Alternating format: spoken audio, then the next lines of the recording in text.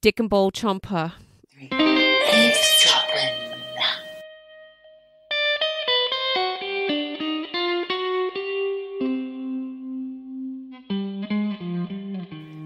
Hi there, Michelle.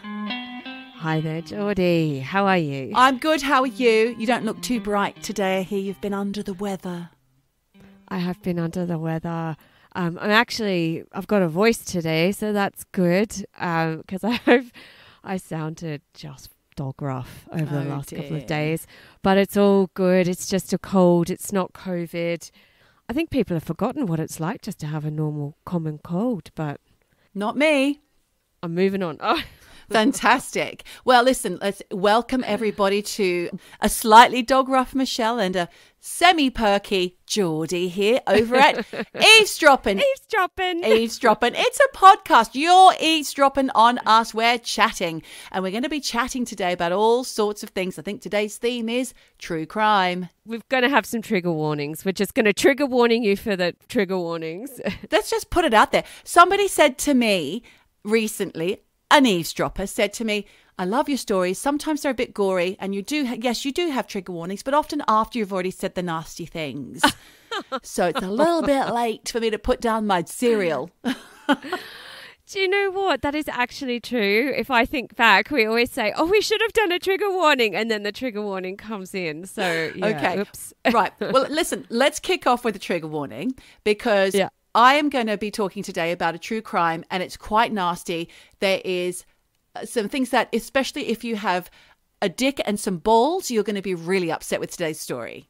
Oh, my God. I mean...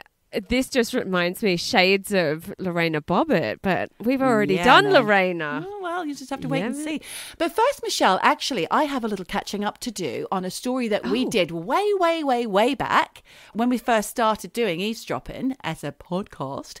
Do you remember that episode where you basically told the entire plot? I think it was episode 2 of The Exorcist, the movie. Do you remember that episode? Yes. Oh, God. No, it wasn't that bad. It wasn't what you did. No, there was actually one moment where I was very shocked because the swearing in it was unbelievable for the 70s. Yeah. And actually the theme where she's like fucking herself with a crucifix. Jesus, and Michelle, straight she's in there. basically telling her mum to like go down on her. I was shocked. Me. Well, I'm shocked. Yes, that episode. I remember your that language. Episode. Jesus. Yeah, back in the extra droppings days, we did an extra droppings about the boy that inspired the film The Exorcist and the book by Blatty, William Blatty. Yes, we did. Yeah. Yes. Well, he was known that in those days as Roland Doe, if you remember. Yes. Yeah. Okay. And it was in 1949 that this all happened, I believe. I'm not sure. I've got the number 1945 written down and I'm not sure why.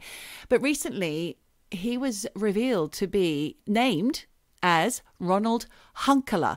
I'll say that again. Oh. Hunkeler. Now that's spelled Hunkeler. And the reason being, Michelle, is because he recently died. Oh, gosh. I know. Well, he was old. He made it. But did he have any deathbed confessions? Well, no, I don't know about that. All I do know is that he was born in 1935 and raised by a middle-class family in Cottage City. Where's that? I think that might be a typo. That'll be a typo. Where's Cottage City? Shall we say maybe, where do you think it might be? Kansas City? No idea, but you've had a bad autocorrect. Crikey. Oh, dear. Well, anyway, he was born somewhere and he began experiencing paranormal activities at the age of 14. You may remember this, Michelle, because you did a story on him, when he reported hearing knocking and scratching sounds from behind his bedroom wall. Sound familiar? The Reverend Luther Schultz, who was the Hunkeler's family minister, eventually wrote to the parapsychology laboratory and he said how chairs were moving and, you know, all of this stuff. Oh, it was shocking. Yeah. Essentially, he was exorcised and survived, but no one ever knew his name. It was a massive story. Michelle told it way back in season 1, which was in 2020. Now, recently it was found out that Ronald Edwin Hunkeler died last year, a month before his 86th birthday, after suffering a stroke at home in Maryland in the United States. Right. So not in Cottage. Not in Cottage Not City. in Cottage. No. But in his adult life, Michelle, you'll find this very interesting, I think. He was a NASA engineer whose work contributed to the Apollo space missions in the 1960s, and he patented a technology that helped space shuttle panels withstand extreme heat. Fake. Well, I just thought it would be interesting, you know? It's all connected, isn't it? It's connected, exactly. Wow. So connected. all else I can tell you about poor old Ronald, apart from the fact that we know he was the Exorcist boy that everything was based on, is that he always left the house on Halloween because he figured someone would come to his residence and know who he was and know where he lived and never let him have any peace. So he had a terrible life full of worry, a friend said. And eventually he retired from NASA in 2001 after working at the agency for nearly 40 years. And shortly before his death, a Catholic priest showed up at his home unexpectedly to perform last rites. And no one knows how he came to know that Ron was in need of them. That's very interesting. He just turned up. Yeah.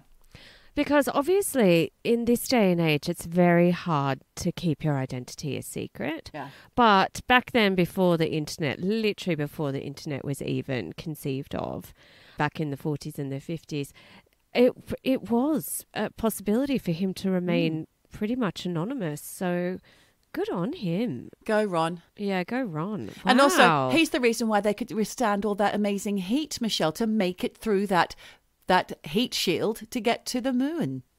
It's all bullshit. This tiny little tin can made of foil, and so Ronald the Exorcist got us through, got the Americans through. Go Ronald! It's all a bit Ronald McDonald. Anyway, stop. Well, I know. Sorry. You're starting to sound like a conspiracy theorist, Michelle. I'm not a cure, I tell you, but it makes me laugh. Well, I tell you what, I've got a little update, actually. Ooh! Yeah, now look, I can't remember if I mentioned this in the last episode, Geordie, about when we were talking about the Tinder Swindler. Yes. And the girls who were in the documentary, they actually have a GoFundMe page. Okay. I'm not sure if I mentioned this. No, you didn't. They have a GoFundMe page where anybody who sympathises with the fact that they were diddled out of hundreds of thousands can go and make a donation to them. Okay. Now, first of all, I went online. I could not find whether or not they got paid for doing that documentary. I certainly hope they did, because that would go some way to kind of paying off the debts that they were swindled out of. But, I mean, it's over £100,000 so far in donations. Oh, okay. I mean, you know, Cecilia, and last week I kept saying Cecilia, because it's written in a really weird way. Pretty sure her name is Cecilia. Okay. But yeah, I can't remember what I was talking about her. Have you had too many Panadols? I have. I'm not feeling great. I hope they got some money for doing that documentary. Yeah, I hope they did. So then also a long-time eavesdropper, Wiz, shout out to Wiz. Yeah, she got in touch with some info on that fucking creep, fake Simon Leviev. Yeah. So he set up a Cameo page. What's that? Well, the Cameo app is a little bit like what you, Geordie, thought OnlyFans was. Yes. Right? Well, you get Carl from Neighbours to come on and say, happy birthday, Mrs. Hannah Huggis. You're obsessed with that story. I love it. But yes, that's exactly it. You can pay famous people, if they're on there, to give you a shout out or a personalised message. And so he's got a profile. Ooh. And he says on his profile, I'm Simon Leviev. Well, he's not. He's Shimon motherfucker. Yeah. and he says here, if you want any blessing, and this is his word. Blessings? If you want, no. This is it. If you want any blessing, any birthday, whatever shout out, I'm so excited to be here, and you can join his fan club to unlock more content. That's what it says. Do we need to open one of these Cameos? We give shout outs for free. Oh, Yeah, maybe. No one's who's paying for an eavesdropping shout out. Do you know what though, Michelle? I am thinking of offering our eavesdroppers and beyond a ditty for themselves. If you want to send somebody a birthday message, we'll do you an eavesdropping ditty, or a Mother's Day message, or anything you like, we can do the ditty. Just send us a few lines, and obviously you have to send that to eavesdroppinpodcast.com. No, where do you send it? Hello, the email. Hello at eavesdroppinpodcast.com. That's the one. We haven't decided the pay scale yet, but I'm sure it will be affordable. Indeed, that's a very good idea. Yes. Well, for 150 quid, Simon Levayev will send you a love message. Are you kidding? No, I'm not kidding. And I saw one online, and it made my skin crawl. Ooh. Because he is such a fucking disgusting creep, and he is making money with these messages. And it was horrible because I don't know who put it online, but he was there saying, "Hello, I heard that you are very beautiful. I want to take you to Mykonos. Have you been to Mykonos? Oh my God. And we will go together. We will have a great time." It was just like horrible. 150 quid, boom, in the bank. Wow. Well, you'll get a lot more for your money with the eavesdropping jingle service. That's for damn sure. Exactly. But I just feel like it's not fair that, all these poor women are paying debts because he's a con man and he's making money. But worse than that, he's also trying to start a celebrity career. Oh. And look, there's this brilliant Guardian article that was also sent to us, which outlines kind of the pros and cons to being a Netflix reality star, because that's what he's now become. And also how it can basically fuck up your life. And it sort of delves a little bit into Tiger King, that documentary Cheer, where they were the cheerleading acrobatics. It's amazing, season 1. And obviously now they've put the Tinder. I can't talk today. My God, Tindler. The Tinder Swindler. Let's just call it Tindler for short. Tindler. So I'll put a link in the show notes. But show notes, Guardian article. I'll put it there because it's great. Marvellous. But it also basically outlines how Simon, he's already signed with a Hollywood talent manager. That's depressing. It's really depressing. And this talent manager is basically one of those kind of D-list bottom feeders who just gets deals and cash and, exposure for dodgy clients.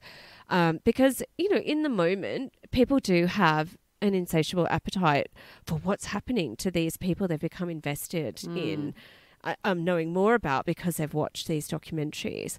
And, even if it's for a brief time, these people are out to make money, and he basically wants to host a dating show. Oh, my God. Can you imagine? Seriously, the dude's a fucking creep. So basically, I hope he gets thrown back into jail and lives the life of a pauper in total obscurity. So there it is. Ha! We swear a lot! We swear a lot! We swear a lot! Get fucked! Woo! See you next Tuesday. Sorry, Mum. So, as you know, I'm kind of a bit obsessed with the idea of catfishing. Yeah. And, it's out there as a theme. Like, I know you haven't watched Euphoria, but in season 1, there's a catfishing line, storyline, which is really chilling, actually. And I was thinking about how, you unwittingly put your life in the hands of someone you don't know, but who is, making you feel safe and comfortable. And it led me to this really scary true crime catfishing case in Alaska, where a teenage girl was catfished by a fake millionaire tycoon. So this was actually not too long ago. This was, in the middle of 2019 on June 2nd in Anchorage, Alaska. Wow. And the family of 18-year-old Cynthia Hoffman reported her missing to the police. So she'd gone hiking that day at Thunderbird Falls with her best friend from high school, a girl called Denali Brehmer, and 4 other friends. But Cece, because that was her nickname, Cece, she never came home. And this really worried her parents because Cece actually had learning disabilities. And turns out she had the intellectual capabilities of a 12-year-old. So not coming home was really out of character for her. So they were like, fuck, we need to call the police on this. So they did, and the police immediately went searching for her. And the family also set up their own search parties for Cece. And her dad, Timothy Hoffman, texted his daughter's best friend, weirdly, Angela, her name was, to see if she knew where Cece was. Hang on. Why is that weird? Well, Angela was actually Denali. Oh. So Denali was calling herself Angela. It's just fucking strange. Oh. Really strange. Do I need to do trigger warnings now? Because we've had... Yeah, okay, trigger warning, guys. This is not a fun story. This is a triggering story. Yeah, I'm already upset. Trigger. Oh, God, I know. You can see where this is going. Trigger warning. Warning. Trigger warning. Look out! Trigger. Oh, my goodness. Warning. Chips. Brace yourself, Mavis. So, the dad texted Angela, in inverted commas. Cece had gone hiking with Angela. But Angela texted back saying she dropped Cynthia off at the local park earlier that day and hadn't seen her since. So 2 days later, on June 4, the police found Cynthia's body on the banks of the Eklutna River, right next to a hiking trail on the outskirts of Anchorage. And again, trigger warning, when they found Cece's body, her feet were duct taped together. Oh, no. And horrifically, she'd been shot in the back of the head before her body was dumped in the river. During this whole time, Angela, according to the dad, just sounded panic-stricken over Cynthia's disappearance in the text messages that she was sending. But look, things just didn't add up. And eventually it was revealed that Angela's real name was Denali. Right. And all along, she knew exactly what was going on. And this is where the story just gets really twisted. So it turns out that Denali had been in an online relationship with a millionaire called Tyler, who lived in Kansas. I tried to look online to find out how long they'd been in an online relationship for, but I couldn't actually find that info. So I don't know if it was a few weeks or a few months or a year, but it actually doesn't matter because, you know, Denali was absolutely smitten with Tyler. You know, she had him in her phone as babe and, you know, she really thought she was in a relationship with this guy.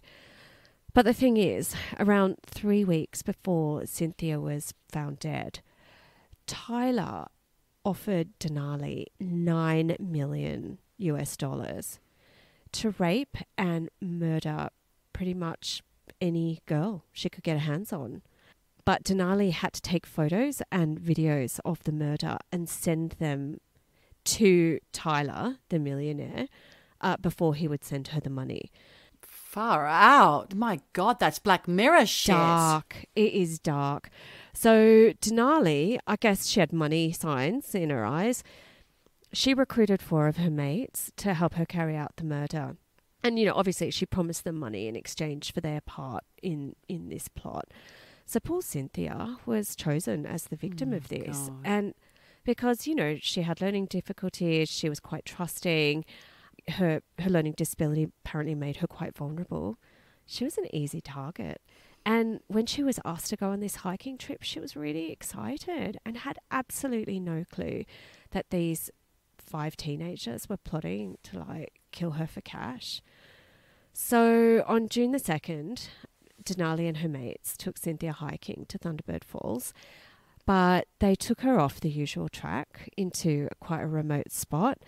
And did you just hear that little bell? I've got a little cat who's gonna jump on me.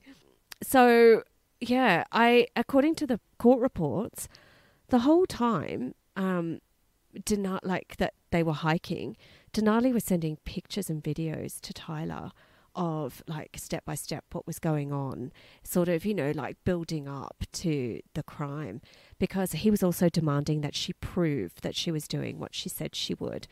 And I mean, obviously we know how it ended for poor Cynthia, but after the police found her body, they quickly joined the dots and picked up Denali for the murder.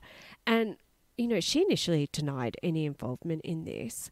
And instead she sort of said, you know, there were only 3 of them, but there were 5 that went hiking, and they'd gone into Thunderbird Falls just to take pictures of each other wrapped up in duct tape, because that's what you do, right? And that she had no idea that one of her friends that was with them had planned to shoot Cece. But after it was revealed to Denali that Tyler was not a millionaire, but who was actually a 21-year-old dude from Indiana, not Kansas, who was actually called Darren Schillmiller, and who, unsurprisingly, looked nothing like his online pictures, because he'd like used fake pictures, and obviously definitely not a millionaire. The worst thing is, he actually, sickeningly, was a child pornographer. Oh, for fuck's sake. A known child pornographer. After the police told Denali all this, she just realised, fuck, I've been catfished, and she eventually confessed to everything. But, and there's more twists. Oh my God. The thing was, when the police went through Denali's phone, on her phone they found images of child pornography. And it eventually came out that right after the murder, Tyler had asked Denali to sexually abuse an underage girl and film it and send it to him. And she did it because apparently he was then using the murder as blackmail against her. Oh so my Denali God. felt like she had no choice but to do what, you know, fake Tyler said Wow. she had to do. So again, after she realised she'd been conned by fake Tyler, she admitted to everything to the police. It was all there on her phone, in her camera roll, and also in her texts. So she couldn't really deny anything. Awful. It is so fucking shocking. But then she revealed to the police that she'd actually done it twice for him. Oh, and it's God. so fucking grim because, you know, fake Tyler also apparently told authorities that he and Denali had discussed killing another person, but they didn't go through with it. Eventually, Darren Schillmiller, fake Tyler, they got him. They got him, and he admitted to blackmailing Denali into raping those girls, and also, you know, his involvement with killing Cece. And look, eventually Denali and Darren were charged with first-degree murder and child pornography. And the sentence could have been up to 99 years in prison, but I searched online and I could not find how long they actually got. Okay. But they did get charged with something. And the others were all charged with first-degree murder, conspiracy to commit first-degree murder, and 2 counts of second-degree murder. So they all got something. They were all in jail for something, but fuck knows how long. And honestly, this just really is so scary that, you know, we talk about heartbreak and people getting scammed out of money, but this poor girl, through catfishing, lost her life. And those other poor girls, those underage girls that were raped. So catfishing people are taking this to a whole new level. Well, I think people are realizing that catfishing is another form of manipulation that those who prey on, you know, grooming. She was groomed. I mean, obviously she went through with it. She is a victim. She's a victim, but she's also guilty of doing what she did. But she was groomed by the fake Tyler guy who thankfully got caught. But it's terrible. This is the thing we need to... There are just so many hidden dangers on the internet that you just don't know what to expect next and how to protect people from it. And the layers of this story, you know, from catfishing all the way through to like murdering supposedly your best mate for money. Yeah. And all of the child pornography, the rapes, everything. It's mind-boggling. And, it makes me feel grim and sick inside for all of this. Yeah, I don't even have an upshot to that story. No, it's pretty dark, yeah. And I'm sorry that it's so recent. Obviously, it is because of the internet and catfishing and pornography and the way that it works. And it's so scary. But, I mean, the internet is full of catfishing stories. And I've got some corkers ready for you guys for another time. That's my grim story for the week, guys. Wow, thanks, Michelle. We got a bit bleak, we got a bit dark. We're two birds yakking, just having a laugh. We'll lighten the mood somehow, somewhat. Let's lighten the mood. It's not that light. And again, people out there, people. Be aware that you will need a trigger warning for this story as well. Also a true crime, also recent. Michelle, have you ever heard of the nullo movement? No. Enlighten me, Geordie. Well, for those who identify as neither male or female, it's short for genital nullification, the removal of penis and testicles. Trigger warning. Oh, sorry, pet. What was that? You might want to put down that sandwich. Trigger warning. Oh my God, have we got a dick and ball story here? Oh, shit. Nullos are also known as smoothies and sometimes even have the nipples off. No. Yes, they want to my look like a Ken God. doll. Oh my God. It's a thing. It's a look that people lust after, that they want to have. I didn't know this was Yeah. a thing. And it's been around for a while too, Michelle. The movement first gained interest in 2012 after a Japanese performance artist named Mao Sugiyama removed, cooked and served his genitalia to the highest bidder. I think I've actually heard about that story. You must have. And I think there are a few copycats as well, but I think he might have been the original. He's the OG Dick and ball chomper. D&B Chomp. restaurant. Yeah. No. Sorry. Most people, right, hang on. Let me just collect myself. One moment. Right. Most people who undergo the procedure claim to be submissive gay males. Oh no, I can't laugh. I just can't believe you called it a restaurant. Sorry. Oh, Let me start that last sentence again. Most people who undergo the procedure claim to be submissive gay males or identify as asexual. Now, there's a man, his name is Marius Gustavsson, and he is Norwegian born, but he lives in the UK, and he claimed to have undergone the procedure himself, but is also your go-to guy for the operation, as he has performed the procedure on 58 other men. What? Oh, they really could have started a restaurant. Oh Indeed. my 44-year-old God. Marius, known as the Eunuch Maker, has now been arrested amid claims he carried out dozens of castrations in his basement flat and broadcast the procedures on a pay-per-view channel that was promoted via a Twitter account. Oh my God. Okay. Dude's making money off the snip. Indeed.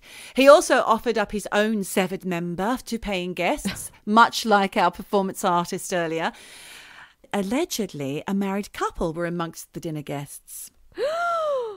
Interesting. People have some kinks, don't they? They do. Wow. He would assure his guests he was free of venereal disease before donning a chef's outfit as he fried up the sweetmeats. No. But I got that wrong. Because it's not sweetmeats. It's not that. It's not a sweetmeat. I've got here NB. I don't even know what NB means. Sweetmeats are candied fruit in India where sweet breads are the organs of an animal such as pancreas, etc., which is what I thought I was saying when I wrote that he fried up the sweetmeats. Oh I was just trying to be clever, but I was foisted by my own petard there. Anyway, back to our story. So 6 other men aged between 30 to 60 were arrested after police raided the property in the Finsbury Park area of North London back in 2021. So it's very recent, Michelle. That is so scary. Do you think that the pandemic just allowed these people to all kind of come together more easily? They had more time on their hands to want to follow their fetish for eating dick. I don't know. I don't know if the eating dick was part of the fetish. I think maybe that just kind of came out of it as a byproduct. Oh, as an entree. Oh, God. Sorry. Anyway, Marius, it was said to have kept the removed appendages of other nullos, of the people who he's lopped off, in his freezer, or he stored them in alcohol inside his flat. Interestingly, Michelle, and don't ask me too many questions about this because I've just got this one fact. I don't know any more, but he's also an amputee. He's missing a leg. His neighbours said. Yeah. Well, I wonder if that was also part of some kind of ritual where he's, chop it done off and that eat online for some quick cash. Maybe cooked up a leg of human. I don't know. I don't think so. I like to think that that's not the case. He was just an amputee, and maybe he had. Somebody was saying to me the other night that amputees often. There are people who do get amputated. And I don't know much about this. This is just a dinner party conversation I had the other night when I was discussing this story. Wonderful dinner party convo. Some people do feel that, this arm is unnatural. It's not supposed to be here. And they go about getting it amputated. I've heard this. Yeah. Yes. And perhaps it's the same kind of psychology behind the nullification thing. Yeah, maybe. I don't want this genitalia. Please remove it kind of thing. Yeah, maybe. That it feels alien to their body, so they want it gone. Yeah, exactly. Okay. Get it gone. He said, so Marius said he carried out the surgery in a very professional way, but neighbours in the residential street said they had seen ambulances regularly turning up to the property. Oh, God. They also said, Jesus. they said they also saw a suspicious large black tent in the back garden. Oh. Okay. So he's out there performing surgeries under very unhygienic conditions, I imagine. Do you think he did it in the tent? Well, maybe. What do you think the tent's for? Well, I don't know. It's easy to clean up the blood, right? Yeah, I you just put plastic everywhere, hose it down. Bob's your uncle. I don't know. Bob's your uncle. Well, it's funny you should say that, Michelle, because Marius is not the first eunuch maker. Oh, gosh. All right. In 2020, so not even that much further back. This is all pandemic. Yes. Pandemic time. Now you say it like that. Those dates do tally, don't they? So in 2020, Virginia, in the United States, I should say, Uncle Bob, Lee Allen, he was not my uncle, by the way, not my uncle, just Bob, 53, and his partner, Thomas Evans Gates, 42, were arrested after a 28-year-old man walked into an Oklahoma hospital bleeding profusely from his groin area. Oh, Jesus. Sans penis. Sans penis. Sans So penis. The man told hospital officials that he was castrated in a remote cabin in the woods by Uncle Bob Allen. He's not known as Uncle Bob. He's not Uncle Bob. He's not Uncle Bob. Bob's your uncle, but he's just a Bob. He's a carbuncle. I was just titivated by the fact that you said Uncle Bob's your uncle, and I thought, well, Uncle Bob here, he's your lopper. He's your penis lopper. He's a Bob the lopper. Bob a job for a lop. Bob Isn't a job for a lop. about that? I don't know. The man told hospital officials that he was castrated in a remote cabin in the woods by Alan, who told him he was a cannibal and kept body parts in his refrigerator. What's he doing turning up there? Do you know what, Geordie? Can I just reel your mind back to a previous episode where we talked about strange addictions and the woman who kept all her cats in the fridge. Yes, I'll never forget her. And in the freezer, and that it all got defrosted and there was like dead cat juice in the bottom of the fridge. I wonder if that's a similar situation here. People, I'm going to put a link to that show if you want to know more about. If you can't get enough gore, then I wonder if I should have had a trigger warning about that. you should have. Sorry, go back to the penis. So this poor chap, he's unnamed, the victim. He was castrated in this cabin in the woods by a man who told him he was a cannibal. But I'm pretty sure he didn't tell him that until he was standing over him with his tools in hand. Oh, God. Because the cabin was listed on Mr. B&B, which is an Airbnb service for the LGBTQ community. Oh. And it was a home share and listed as Bob's Weekend Wonders Mountain Retreat.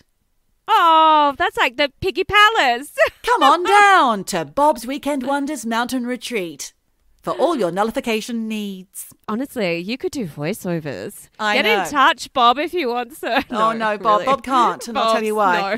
The victim had flown from his home in Virginia to Dallas after contacting Bob Allen, through a website while doing an online search about castration. So obviously the man was a nullo and wanted rid. And so he was searching and found Bob and his Weekend Wonders mountain retreat and thought, well, he seems like a nice guy. He's done it before. I'll go along and get it lopped off. For some mountain massacre. Jesus. He was assured by Allen that he had 15 years of experience and that he videos the procedures for personal use. No, that's for selling on the internet, for God's sake. I mean, if he'd told me that, I'd run a mile. He'd also had his own website called the Eunuch Maker. Oh, Jesus. Have you looked that up online? Did you go? No, I'm not as gory as you. No, you can look it up. You can look at that. In the name of research, I'll give it a go. Although, Do you that. know what? I'll have to put it through DuckDuckGo. Otherwise, they're going to put cookies on me. I'm going to get tracked for castration. It's not going to be good. Do you know what? We're probably also being listened to. Our phones Well, I being hope listened so. to. We're going to get ads now. For nullos. Well, then, if you do look, perhaps you can answer a few of our listeners' questions, if we've still got any by this point, to be honest with you, Michelle. I know that half the population will probably already have tuned out. But I had a lot of questions when I was talking about this at the weekend. So to some friends, they said, well, how does he pee? And also, apparently, a lot of the nullos say that they still get sexual gratification. Don't know how. I don't have the answers. And how they pee? Well, apparently, there's a little hole left behind. So you can go and check that out, Michelle, for yourself. You can tell us next week. Well, can I just say, I'll just quickly tell you now, I've tried to look up the Eunuch Maker. God.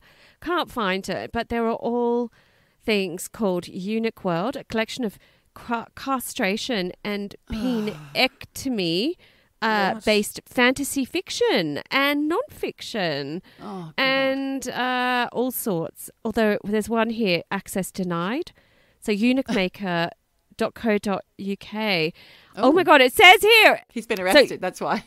Yeah, eunuchmaker.co.uk receives about 17,691 unique visitors per day. Oh, what my God. the actual fuck? Anyway, sorry, continue on with your story, Geordie. Gee whiz. Okay.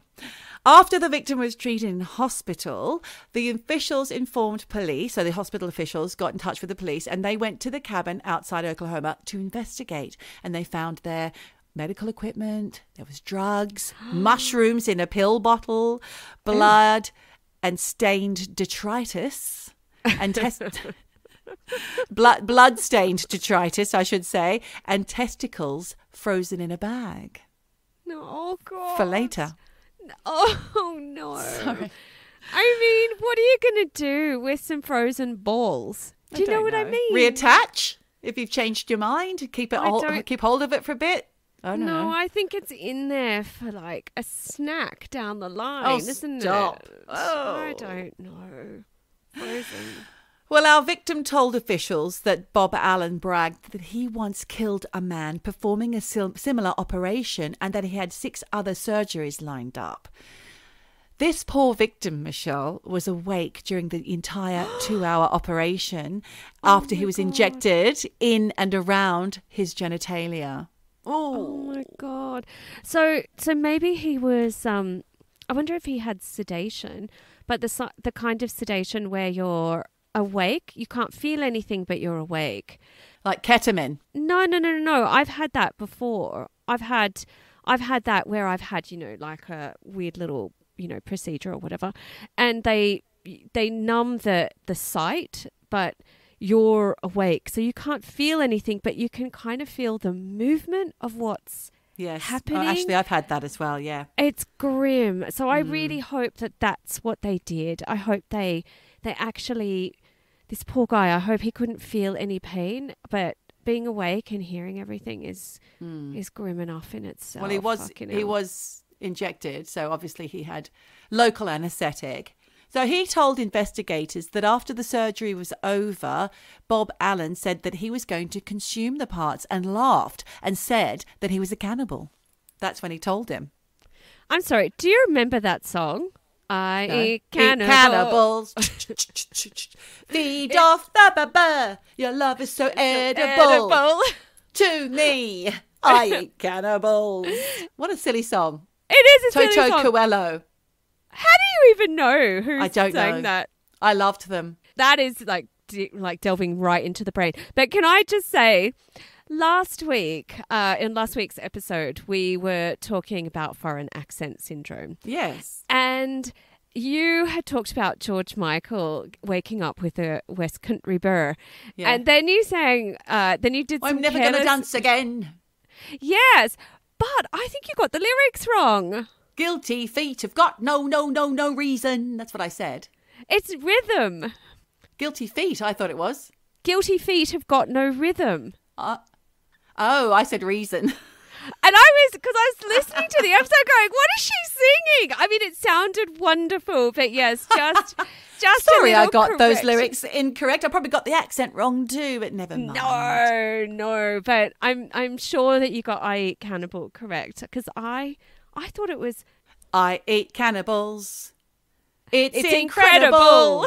Yeah. Your love is so edible to me.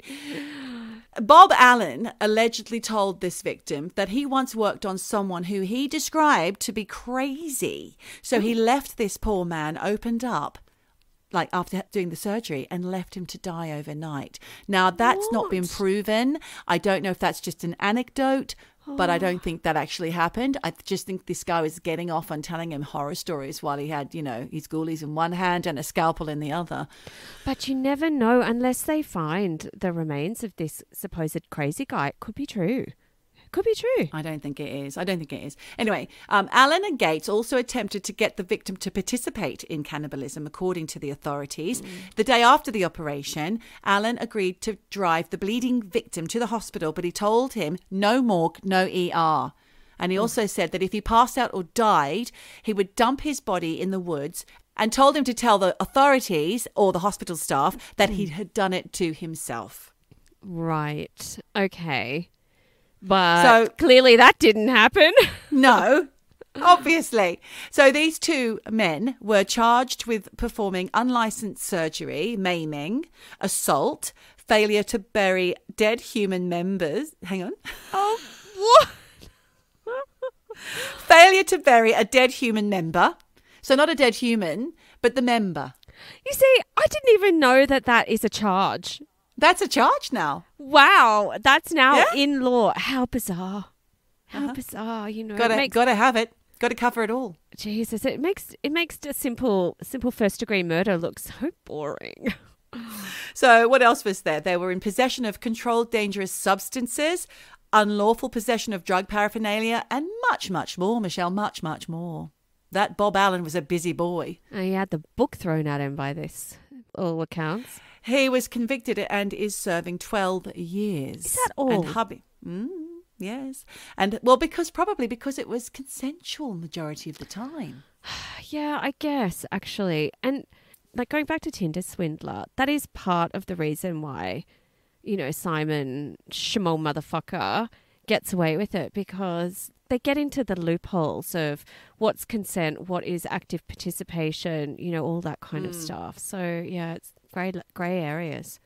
So he's doing 12 years, and Gates, the hubby, who was only handing instruments over during the operation, he struck a plea deal and walked. With time served. Okay. Well, I guess that relationship's over. I'm pretty sure they had only just gotten married, and I'm pretty sure that relationship has dwindled. I don't think it's going to survive. It's like I don't think it will. I'll be waiting for you, Bobby. I'll be waiting for you on the other side. I don't think so. No, I don't think so either. It's like Bobby will be like, fuck you. he threw him under the bus, you know. Yes, he did. Yeah. So ain't no hanging around. It's very Tiger King. I wonder if they'll do a documentary on this one. I doubt it. I don't know, because it is quite grim. And I actually feel quite guilty that we've been laughing all the way through this, I because know. it's really quite shocking content matter here. But, Yes, it yeah, is. Apologies. We don't mean to laugh. No. We're just embarrassed. That's all. Yes, I know. Yes, apologies. Apologies from me, apologies to you. Why do I always sound so Australian? So, Michelle, there we have two very grim and ghastly stories for our eavesdroppers this week. Oh my God. Do write in and let us know what you think. No, don't. No. Don't want. Well, I think we know what you think. We know what you think. But perhaps we could lighten the mood somehow. Well, Geordie, getting on to lighter subjects. TV, we both love a good TV show. So what did you think of the unmasking of the Masked Singer? Yeah, are we allowed to say who it was? Some people may not have seen it. Well, spoiler alert, guys. If you don't want to know, then tune out. But Geordie got me into the worst television, which it turns out loads of people absolutely love. It's called The Masked Singer. It's just one of those bits of kind of feel-good telly, really, isn't it? And, yeah, it's fun. And so famous people they are clad head to toe in various costumes. And they are really elaborate costumes, amazing costumes, actually, aren't they? Yeah. Robo Bunny was insane. Yeah, that was incredible costume. I mean, I actually thought Traffic Cone was a great costume. That was pretty good. Yeah, and Mushroom. So anyway, then they have to disguise their voice. The judging panel get clues. You have to figure out who dat inside the mask. But the clues were terrible, weren't the clues they? were They were super so bad. shit. When they revealed a few of them and they said, oh, well, that clue meant this. But something like where the lead singer from Keane went to university. Now, how on earth are we supposed to know that? That clue sent me in the direction of thinking that the lead singer from Keane was actually David Tennant. Yes. So, they do put you on red herrings.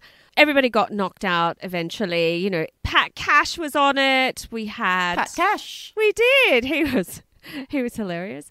Bagpipes. He was bagpipes, actually. And Michael Owen was donuts. Yeah. The lady from M People was a chandelier. Yes, I think, that's was she? right. Yes. And then we had the big reveal of who was going to win. And quite frankly, and again, spoiler alert, if you don't want to know, I was shocked that Charlotte Church did not win. Mushroom was revealed to be Charlotte Church. She was incredible. But actually, they went for Panda, who turned out to be none other than Aussie Chanteuse. Chanteuse. Natalie, The Chanteuses. Chanteuses. Do you remember that? I do. There was a band called the Chanteuses. Do you remember? So Australian. So Natalie Brehmer won. Yes. So, yeah. Oh, well done, Nat. I thought it was a dud. Sorry, Natalie. Charlotte should have won. So anyway. Well, she gave it a good crack. She did sing well.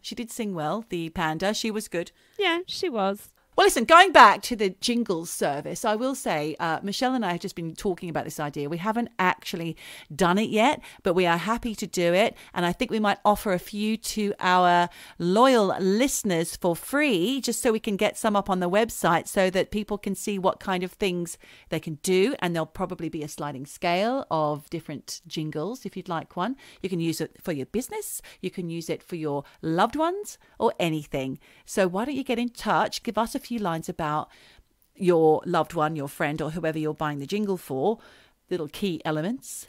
And we can personalise and jingle it up for you. We jingle it up, exactly. Now, do you remember how we actually came up with this idea? Because we actually did do a jingle for our friend and eavesdropper, Peter from Sydney. Yes, we did. He never even got in touch. Never thanked us, did he? No, I think that jingle might still be languishing in Instagram messaging obscurity. So, Pete, if you're listening, have a listen to your jingle, mate, and get in touch. Tell us what you think. So yeah, do let us know if you'd like a jingle, or if you just want to write in and say how appalled you are at this week's episode. Well, you know what? We can't help that because it's true life, real crime. What is it? Real life, true crime, and supernatural. Yeah, true life, true crime, supernatural. There you have it. Real life, true crime, supernatural, and you never know what you're going to get from week to week. So unless you write in and tell us something that you want us to talk about, we'll just blather away about anything we want, won't we, Michelle? Absolutely. And until then, whatever you do, wherever you are, just keep eavesdropping. Eavesdropping. Eavesdropping.